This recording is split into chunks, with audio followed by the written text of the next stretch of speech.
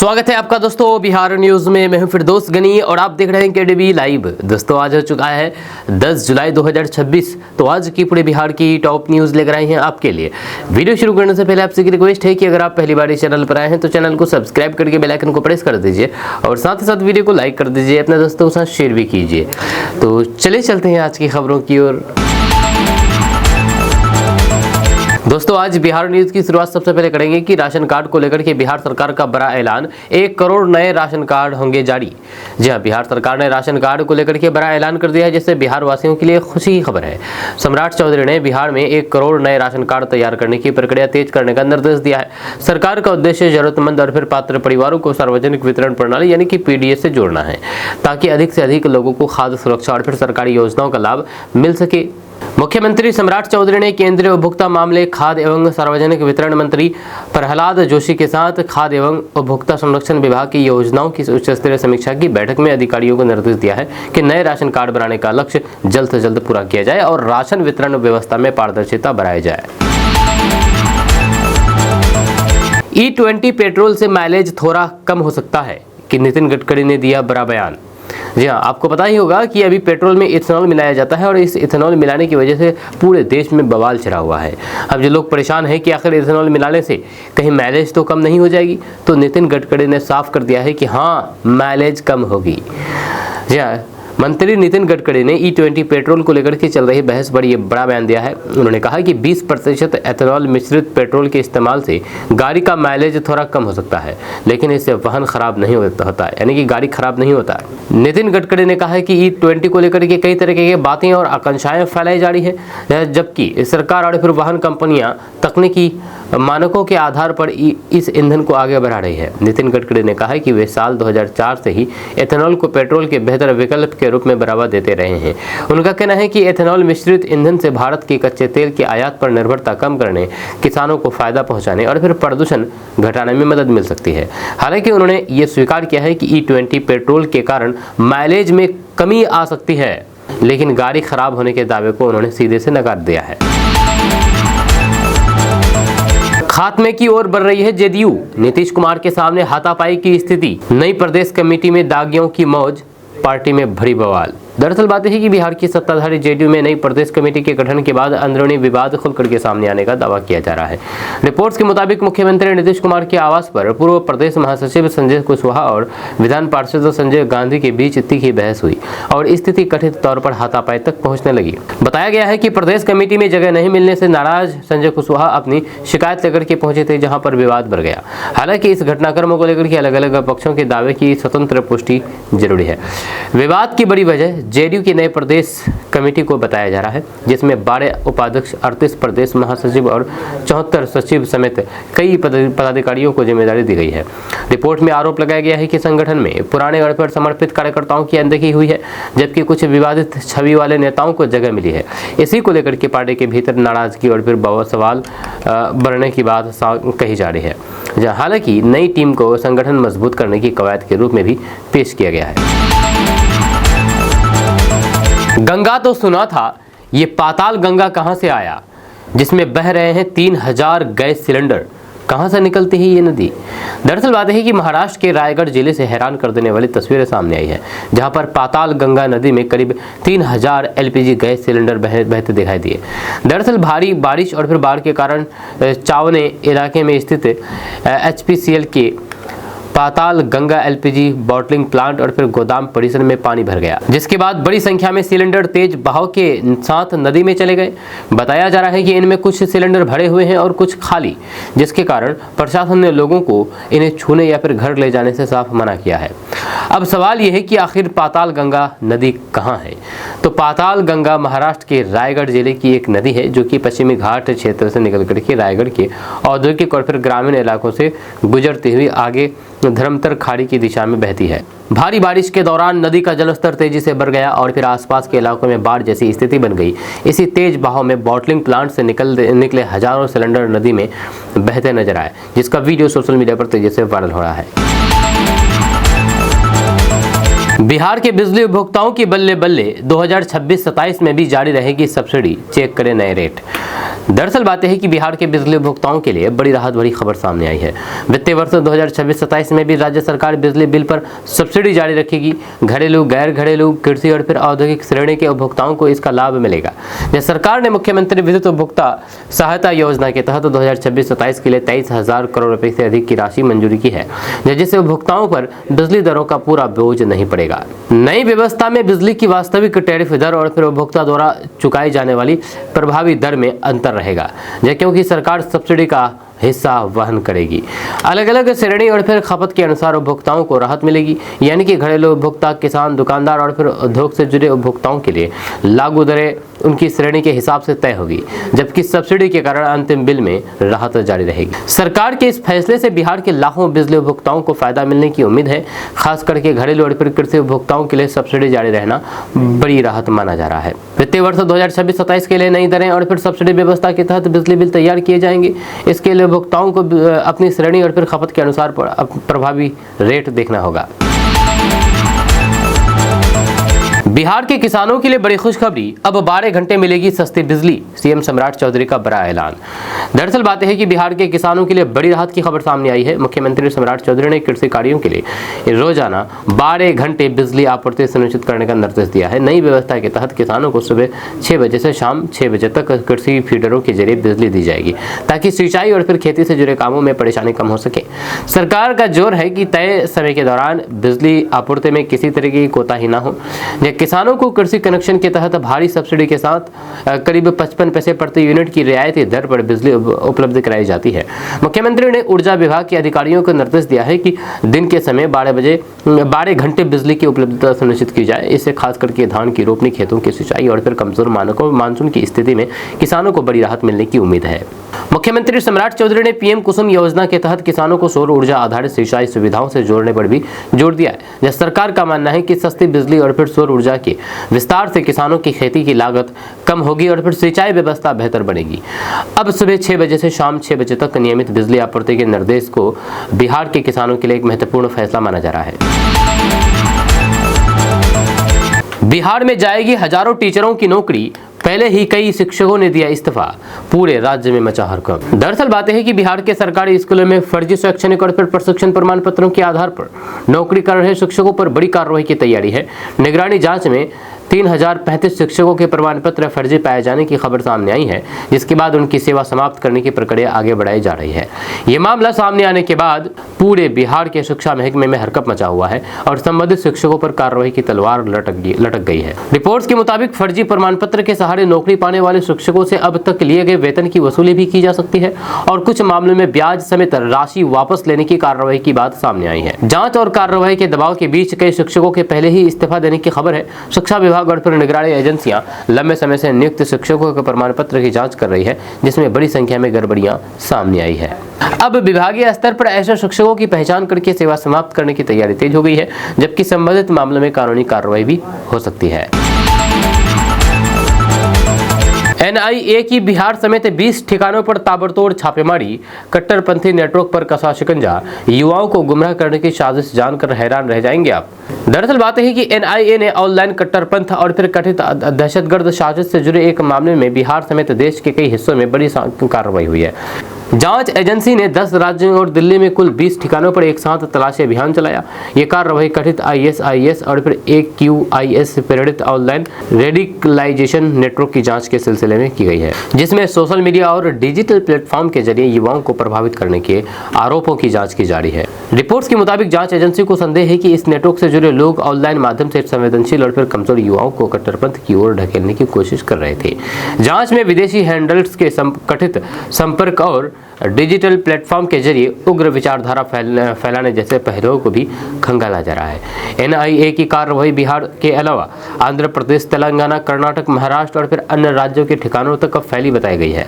इस बड़े search operation के दौरान जांच एजेंसी ने संदिग्धों से जुड़े ठिकानों की तलाशी लेकर के डिजिटल उपकरणों और फिर अन्य संभावित सबूतों की जांच की है। एजेंसी अब ये पता लगाने में जुटी है कि कथित नेटवर्क कितना बड़ा था, युवाओं तक इसकी पहुंच कैसे बनाई जा रही थी और क्या इसके तार विदेशों में बैठे किसी हैंडलर से जुड़े थे। फिलहाल मामला जांच के दायरे में।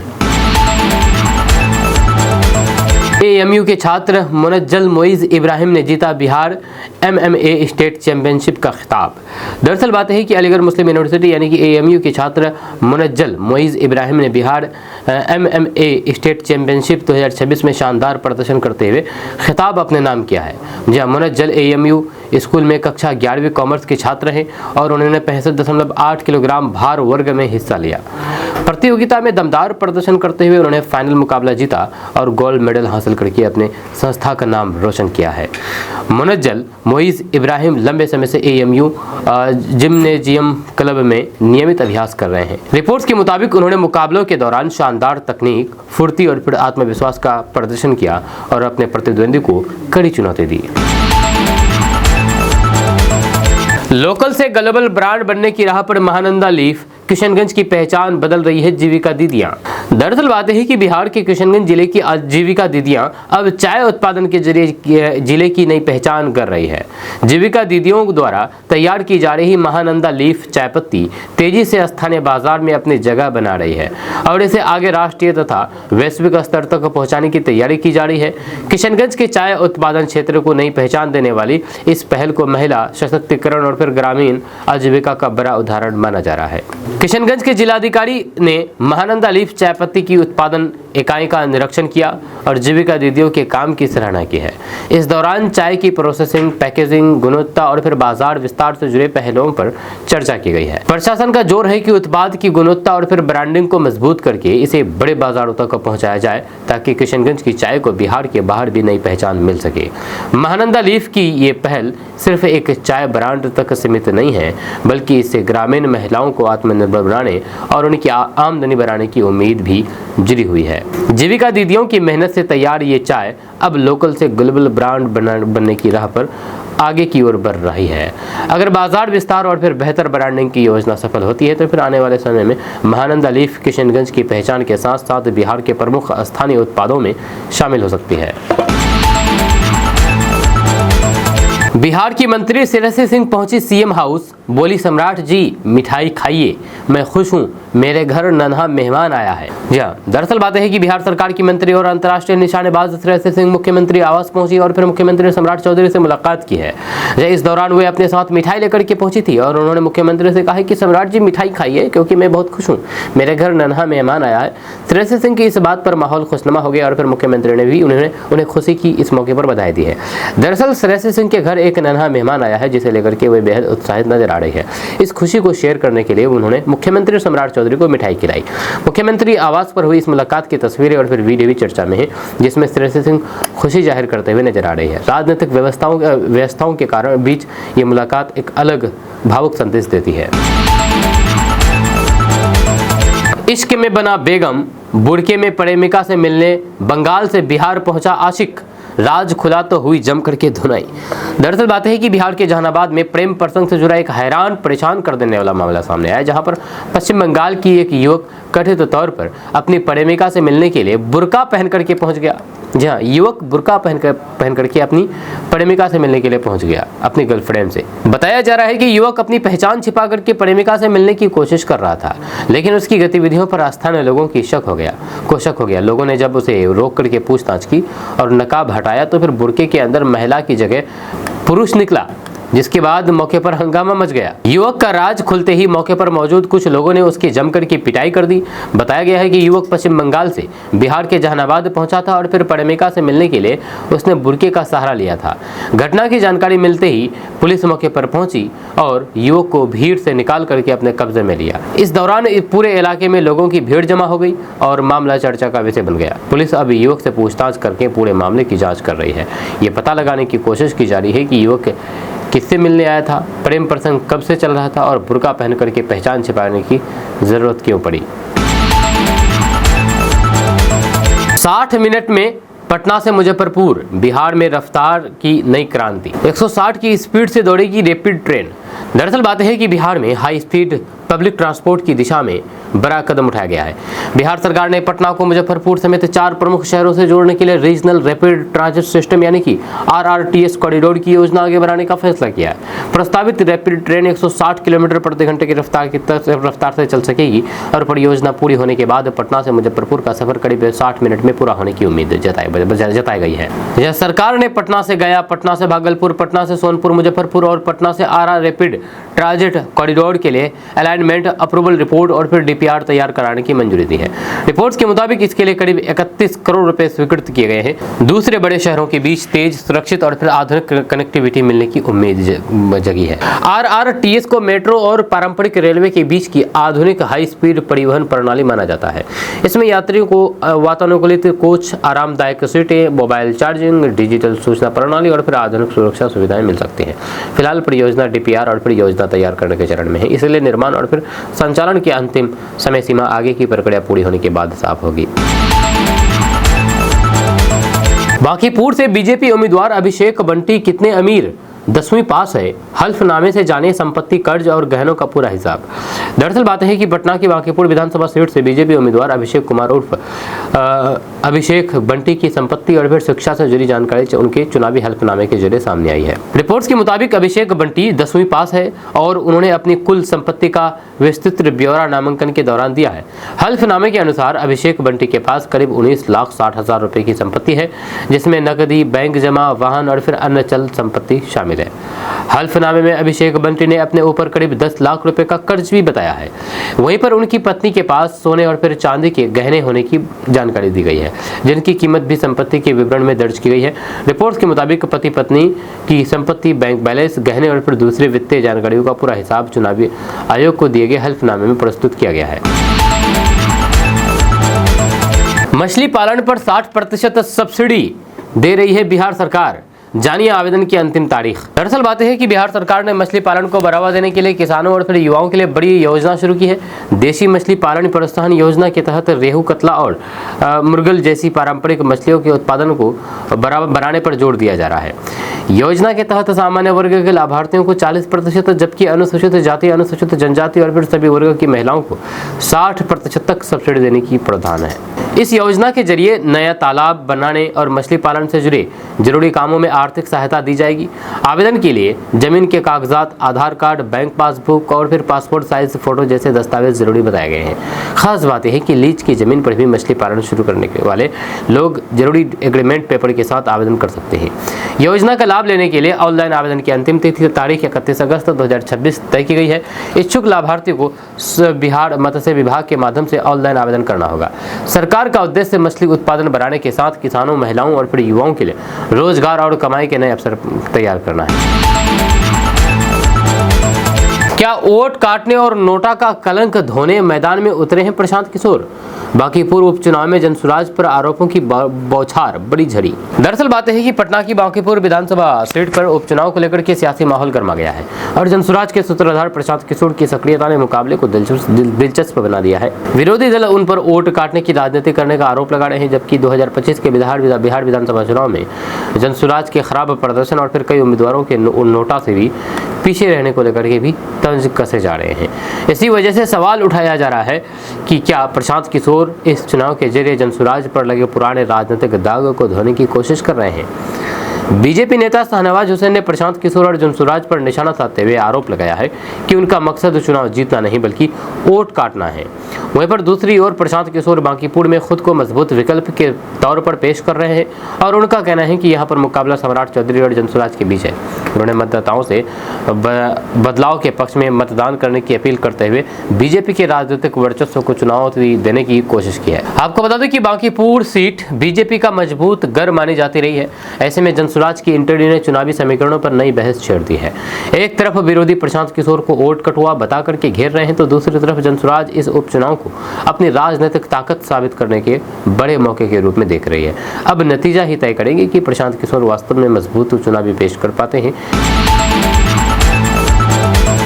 पंचायत चुनाव से पहले बिहार में आरक्षण का गणित, किसकी खुलेगी किस्मत और किसकी बढ़ेगी टेंशन। दरअसल बात है कि बिहार में पंचायत चुनाव की औपचारिक घोषणा से पहले ही गांव की राजनीतिक गरमाने लगी है। जहानाबाद जिले में प्रशासन की ओर से जनसंख्या संबंधित आंकड़े जारी होने के बाद मुखिया, सरपंच, पंचायत समिति सदस्य और फिर जिला परिषद जैसी सीटों के संभावित आरक्षण को लेकर के जोड़ घटाव तेज हो गया है। कई मौजूदा जनप्रतिनिधियों और फिर चुनाव लड़ने की तैयारी कर रहे दावेदारों की नजर इस बात पर टिकी है कि उनकी सीट सामान्य रहेगी या फिर आरक्षित श्रेणी में चली जाएगी। आरक्षण का नया समीकरण कई नेताओं की किस्मत खोल सकता है तो फिर कई पुराने दावेदारों की चुनावी तैयारी पर पानी फेर सकता है। अनुसूचित जाति, अनुसूचित जनजाति, पिछड़ा वर्ग और फिर महिलाओं के लिए तय आरक्षण के अनुसार पंचायत सीटों की स्थिति बदलने की संभावना को लेकर के गांव-गांव चर्चा शुरू हो गई है। जिन क्षेत्रों में सीट की श्रेणी बदलने की आशंका है वहां पर संभावित उम्मीदवार वैकल्पिक सीट और फिर अपने परिवार के दूसरे सदस्यों को मैदान में उतारने जैसे विकल्पों पर भी विचार करने लगे हैं। फिलहाल अंतिम आरक्षण रोस्टर सामने नहीं आया है, इसलिए किस पंचायत की सीट किस वर्ग के लिए तय होगी इसे लेकर के तस्वीर पूरी तरह से साफ नहीं है।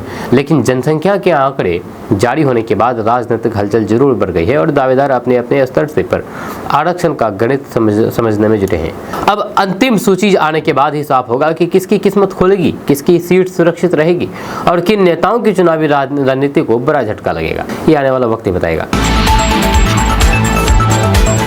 ग्रेजुएट की है डिग्री तो फिर बिहार पुलिस में नौकरी की है बहार, आज से करे आवेदन। दरअसल बात है कि बिहार पुलिस में नौकरी की तैयारी कर रहे ग्रेजुएट युवाओं के लिए शानदार मौका सामने आया है। बिहार पुलिस अवर सेवा आयोग यानी कि बीपीएससी ने स्पेशल ब्रांच में सब इंस्पेक्टर के 150 पदों पर भर्ती निकाली है। इस भर्ती के लिए ऑनलाइन आवेदन प्रक्रिया 9 जुलाई 2026 से शुरू हो गई है और किसी मान्यता प्राप्त विश्वविद्यालय से स्नातक पास उम्मीदवार आवेदन कर सकते हैं।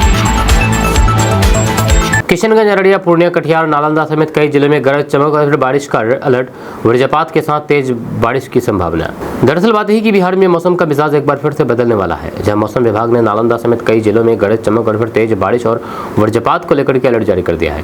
ताजा चेतावनी के मुताबिक नालंदा में अगले 3 घंटे के दौरान मौसम बिगड़ने की संभावना जताई गई है और कुछ स्थानों पर तेज बारिश के साथ आकाशीय बिजली गिर सकती है। लोगों को खराब मौसम के दौरान सतर्क रहने और फिर सुरक्षित स्थानों पर रहने की सलाह दी गई है। मौसम विभाग के अनुसार बारिश के दौरान कुछ इलाकों में तेज हवाएं भी चल सकती है, जिससे पेड़, बिजली के खंभे और फिर कमजोर संरचनाओं को नुकसान पहुंचने का खतरा हो सकता है। खास करके खुले मैदान, खेत और फिर ऊंचे पेड़ पौधों के नीचे रहने से बचने की सलाह दी गई है। किसानों और फिर ग्रामीण इलाकों में रहने वाले लोगों को कहा गया है कि गरज चमक शुरू होने पर तुरंत पक्के और फिर सुरक्षित स्थान की ओर चले जाएं। बिहार के अलग अलग हिस्सों में मानसूनी गतिविधियों के कारण मौसम में लगातार उतार चढ़ाव देखा जा रहा है। कहीं तेज बारिश हो रही है तो फिर कहीं पर उमस और फिर गर्मी बनी हुई है। ऐसे में मौसम विभाग ने लोगों से ताजा चेतावनियों पर नजर रखने और फिर वज्रपात के दौरान अनावश्यक रूप से घर से बाहर नहीं निकलने की अपील की गई है। अब बिहार वासियों की थाली में परोसा जाएगा मखाना से तैयार पापड़। दरअसल बात यह है कि बिहार के लोगों की थाली में अब मखाना से तैयार पापड़ भी परोसा जाएगा। मखाना उत्पादन के लिए प्रसिद्ध बिहार में इस नए उत्पाद को तैयार करने की पहल से मखाना की वैल्यू एडिशन को बढ़ावा मिलने की उम्मीद है। अब तक मखाना का इस्तेमाल मुख्य रूप से भुने हुए स्नैक्स, मिठाई और दूसरे खाद्य उत्पादों में होता रहा है, लेकिन मखाना पापड़ के जरिए लोगों को एक नया स्वाद और नया विकल्प मिलेगा। मखाना से पापड़ तैयार करने की इस पहल को स्थानीय उत्पाद और फिर रोजगार से भी जोड़ करके देखा जा रहा है। खास करके स्वयं सहायता समूह और फिर ग्रामीण महिलाओं के लिए यह कमाई का नया जरिया बन सकता है। मखाना की प्रोसेसिंग करके पापड़ तैयार करने से किसानों की उपज को नया बाजार मिलने के साथ साथ बिहार के पारंपरिक मखाना उद्योग को भी मजबूती मिलने की संभावना है। इस पहल का उद्देश्य मखाना को सिर्फ पारंपरिक उत्पाद तक सीमित न रख करके इसे अलग अलग खाद्य सामग्री तैयार करना और फिर बाजार में उसकी मांग बढ़ाना है। अगर मखाना पापड़ को उपभोक्ताओं से अच्छा रिस्पांस मिलता है तो फिर आने वाले समय में इसकी बिक्री बिहार के साथ दूसरे राज्यों में भी बढ़ सकती है। बिहार में अब मिड डे मील में नहीं बनेगा बैगन, भिंडी और साग, शिक्षा विभाग ने जारी की नई गाइडलाइन। दरअसल बात है कि बिहार के सरकारी स्कूलों में बच्चों को दिए जाने वाले मिड डे मील को लेकर के शिक्षा विभाग ने नई गाइडलाइन जारी की है। इसके तहत अब भोजन में बैगन, भिंडी, पत्ता गोभी और सभी प्रकार के साग का इस्तेमाल नहीं किया जाएगा। शिक्षा विभाग ने खास तौर पर बरसात के मौसम को देखते हुए यह फैसला लिया है ताकि बच्चों को दूषित या फिर खराब सब्जियों से होने वाली स्वास्थ्य संबंधित परेशानियों से बचाया जा सके। नई गाइडलाइन में सभी पहलुओं के अधिकारियों और फिर स्कूल प्रबंधन को निर्देश दिया गया है कि मिड डे मील तैयार करते समय प्रतिबंधित सब्जियों का उपयोग बिल्कुल भी ना किया जाए। बरसात के दिनों में इन सब्जियों में कीड़े और फिर संक्रमण का खतरा बढ़ने की आशंका रहती है, इसलिए बच्चों की सेहत और फिर भोजन की गुणवत्ता को ध्यान में रखते हुए इन्हें मेन्यू से बाहर रखने का निर्देश दिया गया है। शिक्षा विभाग ने स्कूलों में साफ सफाई, ताजी सामग्री और फिर सुरक्षित भोजन पर विशेष ध्यान देने को कहा गया है। अधिकारियों को मिड डे मील की नियमित निगरानी करने और फिर यह सुनिश्चित करने के निर्देश दिए गए हैं कि बच्चों को तय मानकों के अनुसार पौष्टिक भोजन मिले। नई गाइडलाइन के बाद अब स्कूलों को मिड डे मील तैयार करते समय सब्जियों की चयन में अतिरिक्त सावधानी बरतनी होगी। पीएम सूर्य घर एवं पीएम कुसुम योजनाओं को गति देने पर केंद्र एवं बिहार में सहमति। सोलर दीदी मॉडल पर हुई चर्चा। दरअसल बात है कि बिहार में नवीनीकरण ऊर्जा योजना को तेजी देने के लिए केंद्र और फिर राज्य सरकार के बीच अहम सहमति बनी है। जब पटना में मुख्यमंत्री सम्राट चौधरी और फिर केंद्रीय नवीन एवं नवीनीकरण ऊर्जा मंत्री प्रहलाद जोशी की मौजूदगी में हुई उच्च स्तरीय बैठक में पीएम सूर्य घर, मुफ्त बिजली योजना, पीएम कुसुम योजना, फ्लोटिंग सोलर बैटरी ऊर्जा भंडारण प्रणाली, ग्रीन एनर्जी कॉरिडोर और फिर सरकारी भवनों के सोलराइजेशन समेत कई महत्वपूर्ण योजनाओं की समीक्षा की गई है। बैठक में बिहार में अक्षय ऊर्जा की संभावनाओं और फिर चल रही परियोजनाओं की प्रगति पर भी विस्तार से चर्चा हुई है। बैठक के दौरान केंद्र सरकार ने बिहार में नवीनीकरण ऊर्जा परियोजनाओं को तकनीकी, नीतिगत और वित्तीय सहयोग देने की बात कही है। पीएम सूर्य घर योजना के तहत रूफटॉप सोलर इंस्टॉलेशन में तेजी लाने, पीएम कुसुम योजना के जरिए कृषि फीडरों के सोलरीकरण और फिर किसानों तक स्वच्छ ऊर्जा पहुंचाने पर जोर दिया है। मुख्यमंत्री ने अधिकारियों को योजनाओं का समयबद्ध क्रियान्वयन सुनिश्चित करने, बैंकों के साथ बेहतर समन्वय बनाने, जन जागरूकता बढ़ाने और फिर जिला स्तर पर नियमित निगरानी के निर्देश दिए हैं। बैठक में खास तौर पर महिलाओं की भागीदारी बढ़ाने के लिए सोलर दीदी मॉडल पर चर्चा हुई है। मुख्यमंत्री ने सूर्य मित्र कार्यक्रम के तरह ग्रामीण महिलाओं को सौर ऊर्जा अभियान से जोड़ने की पहल विकसित करने का सुझाव दिया है, ताकि गाँव में रूफटॉप सोलर को लेकर के जागरूकता बढ़ाई जा सके और फिर महिलाओं के लिए रोजगार के नए अवसर तैयार हो। केंद्र और बिहार सरकार ने पीएम सूर्य घर एवं पीएम कुसुम जैसी योजनाओं को गति देकर के राज्य में स्वच्छ और फिर हरित ऊर्जा के विस्तार पर मिलकर के काम करने की सहमति जताई है। बिहार में लोहे के पुल और ट्रक चोरी होते हुए आपने तो सुना होगा, लेकिन अब हाई वोल्टेज रेलवे तार पर ही डाका डाला गया। यह दरअसल बात है कि बिहार में चोरी का एक बेहद हैरान कर देने वाला मामला सामने आया है। पहले लोहे के पुल और फिर रेलवे ट्रैक जैसे चीजों की चोरी की घटनाएं सुर्खियों में बन चुकी हैं, लेकिन अब चोरों ने रेलवे की हाई वोल्टेज बिजली लाइन को ही निशाना बना दिया। जब गया पटना रेलखंड पर चोर करीब 100 मीटर लंबा ओवरहेड इलेक्ट्रिक यानी कि OHE तार काट करके ले गए, जिसमें करीब 25,000 वोल्ट का करंट प्रभावित होता रहा है। हाई वोल्टेज तार चोरी होने के कारण रेलवे परिचालन बुरी तरह से प्रभावित हुआ है और फिर कई घंटों तक ट्रेनों की आवाजाही में परेशानी हुई है। घटना की जानकारी मिलते ही रेलवे के अधिकारी और फिर तकनीकी टीम मौके पर पहुंचे तथा छत्तीसगढ़ स्थित बिजली लाइन को ठीक करने का काम शुरू किया गया। इस घटना ने रेलवे की सुरक्षा व्यवस्था पर गंभीर सवाल खड़ा हो गया है, क्योंकि इतनी खतरनाक और फिर महत्वपूर्ण बिजली लाइन को काट करके चोरी करना आसान काम नहीं माना जा रहा है। रेलवे प्रशासन ने पूरे मामले की जांच शुरू कर दी है और फिर तार चोरी करने वाले आरोपियों की तलाश की जा रही है। आपका इसके बारे में क्या कहना है, नीचे कमेंट बॉक्स में कमेंट करके जरूर बताइए। दोस्तों, चैनपुर, असुरा, मचकुरी, बलिया और तुलसिया पंचायत के कई गांव सहित टेरागाछ के मटियारी, बैगना, डाकपोखर, बेबीगंज, फुलबरिया सहित किशनगंज प्रखंड के दौला, पिछला और महनगांव पंचायतों के लोग सहित कोचाधामन के घुरना, चकचकी, बगलबाड़ी, डहुआबाड़ी, कचपारा, नेमुआ और चरैया बारहमसिया गांव महानंदा नदी से हर साल प्रभावित होते हैं। हर साल तबाही मचाती है इन इलाकों में। हजारों घरों के लोग बाढ़ से प्रभावित होते हैं और सैकड़ों बीघा जमीन कट करके नदी में चला जाता है। इस बार ये खतरा है। हम आपको इस पूरी खबर के बारे में बताएंगे विस्तार से, डिटेल से। उससे पहले आप हमारे इस पेज को फॉलो कर लीजिए इसी तरह खबर देखने के लिए। जी हाँ, किशनगंज जिला 7 प्रमुख नदियों से घिरा हुआ है। महानंदा, डोक, रतुआ, कनकई, बुढ़ीगंज कनकई और फिर मेची जैसी नदियां हर साल जून से सितंबर के बीच अपना रौद्र रूप दिखाती है। इन नदियों के जलस्तर में बढ़ोतरी होते ही कई गाँव में बाढ़ और फिर कटाव की समस्या शुरू हो जाती है। अनुमान है कि हर साल 1.5 लाख से लेकर के 2 लाख से अधिक लोग किसी न किसी रूप में बाढ़ से प्रभावित होते हैं। कई परिवारों को अपने घर छोड़ भर करके सुरक्षित स्थानों पर शरण लेनी पड़ती है, जबकि किसानों की उपजाऊ जमीन नदी में समा जाती है और हर साल ये नदी का कटाव कर रही है। ग्रामीण बताते हैं कि साल 2017 की भीषण बाढ़ की तस्वीर आज भी लोगों के दिलों में ताजा है, जब उस समय सिर्फ ग्रामीण इलाके ही नहीं बल्कि किशनगंज शहर भी पूरी तरह से जलमग्न हो गया था। रेल सेवा बाधित हो गई थी और फिर दिगलबैंक प्रखंड लगभग 10 दिनों तक सड़क संपर्क से कट गया था। उस आपदा ने हजारों परिवारों को आर्थिक और फिर सामाजिक रूप से प्रभावित किया था। बाढ़ के साथ साथ नदी कटाव भी बड़ी समस्या बनकर के सामने आता है। महानंदा और फिर कनकई नदी के किनारे बसे कई गांव हर साल कटाव की चपेट में आते हैं। कोचा दमन प्रखंड के धुरघुरना, चकचकी, उसके बाद बगलबाड़ी, डहुआ और खचपारा, नेमुआ और चरैया बारामसिया गांव महानंदा नदी से प्रभावित होते हैं। वहीं पर डोडिया, चैनपुर, असुरा, मस्कुरी, बलिया और फिर तुलसिया पंचायत के कई गांव कनकई नदी के कटाव का सामना करते हैं हर साल। इसी तरह टेरागाछ के मटियारी, बैगना, डाकपोखर, बीबीगंज और फुलवड़िया सहित किशनगंज प्रखंड के दौला, पिछला और महनगांव पंचायतों के लोग भी हर मानसून में हर साल बाढ़ के खतरे के बीच जीवन बिताने को मजबूर होते हैं। ग्रामीणों का कहना है कि सरकार और फिर जनप्रतिनिधियों की ओर से हर साल कटाव रोधी कार्य और विकास के दावे तो किए जाते हैं, लेकिन अब तक अस्थायी समाधान नहीं निकाल पाया है। लोगों की मांग है कि नदी तटों को मजबूत किया जाए या कटाव रोधी कार्य युद्ध स्तर पर कराया जाए, आवश्यक स्थानों पर नए पुल बनाए जाए और फिर जल निकासी व्यवस्था को बेहतर किया जाए, ताकि हर साल आने वाले इस प्राकृतिक आपदा से लोगों को अस्थायी राहत मिल सके। फिलहाल मानसून की शुरुआत के साथ प्रशासन भी हालात पर नजर बनाए हुए है, लेकिन नदी किनारे रहने वाले